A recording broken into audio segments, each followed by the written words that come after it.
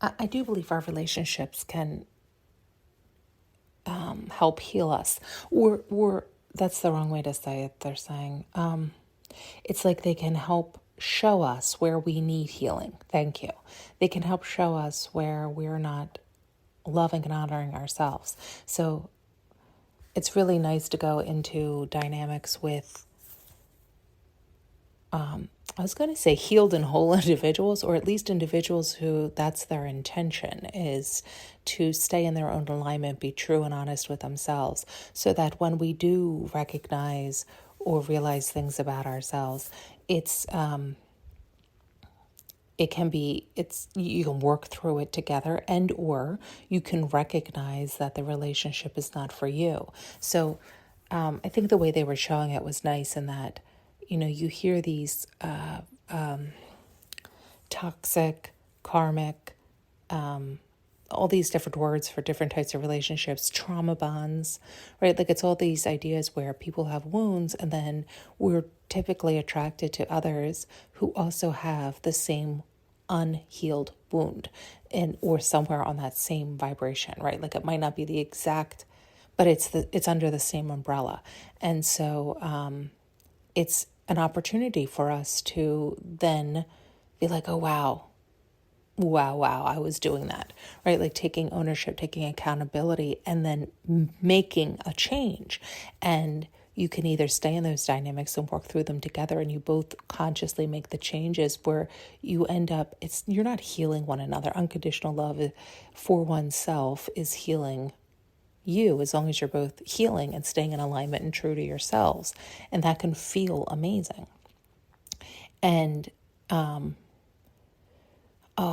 trying to get this all out because they were showing yet that's often not what happens, right? It's kind of like the idea of like when you see it and you see what you're doing, then you can also see what the other person's doing. And so it's basically you're unmasking them. And oftentimes when you unmask another as not on purpose, it's like you're now unmasking yourself, so then they can see.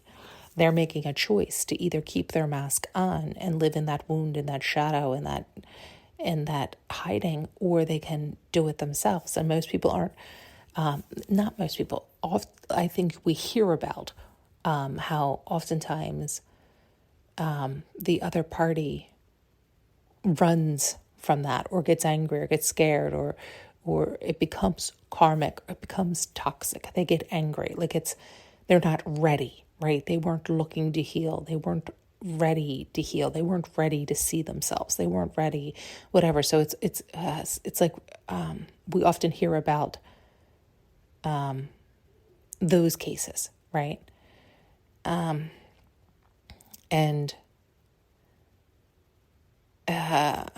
So the person who is then more healed, more aware, more awakened, more willing to take their accountability has to continue to love themselves and stay in their own alignment and keep moving forward. Don't put the mask back on to appease the person you're with, to make them feel better, to allow them to keep hiding so you keep hiding, right?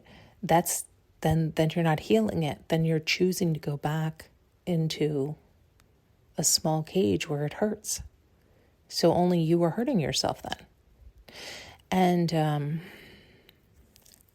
all this is important, but there's still more here that they were showing. It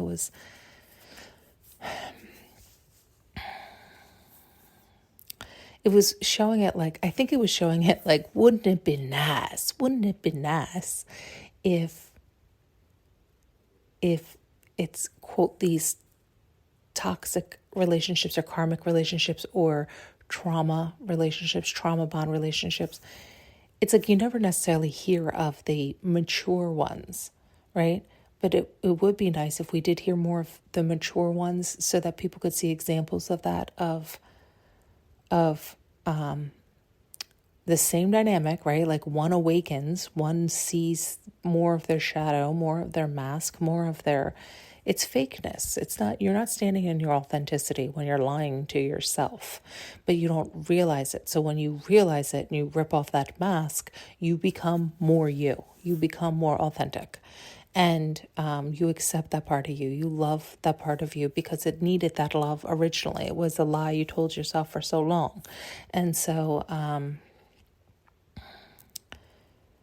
they were showing it like, wouldn't it be nice if, two people did that. Two people were willing to stand in their authentic selves, to rip off those masks, to fully love and embrace themselves and recognize, oh, wow, that was what we were doing. And that was wildly unhealthy.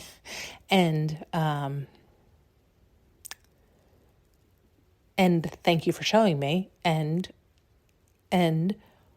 I think we should move on, right? Like, in other words, the way they showed it was this idea, right? And it was, of course, smoother than all that, but it was the idea of like two hurt individuals got together. They realized they were hurt and they were trauma bonding. They healed their traumas.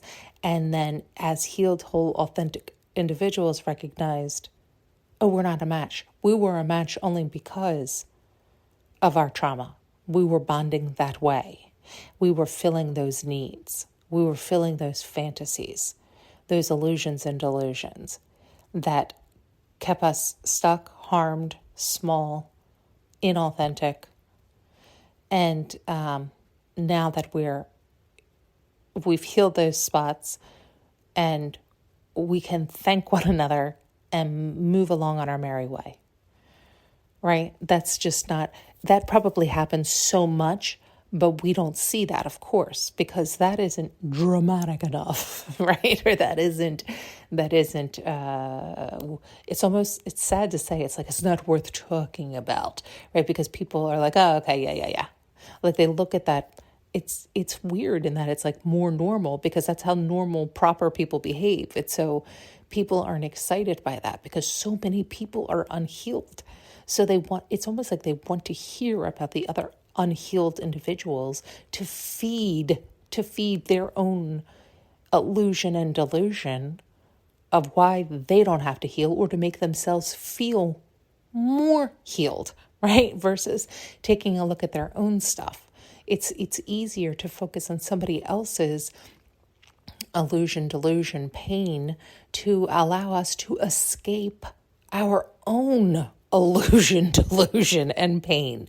And it's like, well, that right there is something to look at. Take a look at that, right? And people just aren't ready or don't want to, or who knows what, does, a number of things, a number of reasons. They don't believe they need to. They don't realize they're even in a mask or in a shadow, or this isn't even in their conscious awareness at all, right? So, there's so many people walking around that don't believe they have any work to do at all. And if you would to suggest such, would be not even upsetting or confusing. It would be like, what? No, I'm totally like, what? Right? Like it doesn't, so many people just aren't looking at themselves that way. And that's fine. I mean, it is fine. It's going to sound weird, but we need people like that. We actually need people who are oblivious to show us we don't want to be that way. So if you don't want to be that way, you better take a look in the mirror, right? You got to take a look at your own stuff. And it can be ugly, really, really can. And that's why most people turn away, turn back, just forget it. It's too hard to fight through that stuff. And that's just lies and stuff you're telling yourself, keeping yourself stuck and small and in the shadows. And around we go. Anyway, okay. Thanks so much for tuning in and listening. You can now purchase an audio journey with me using the link below.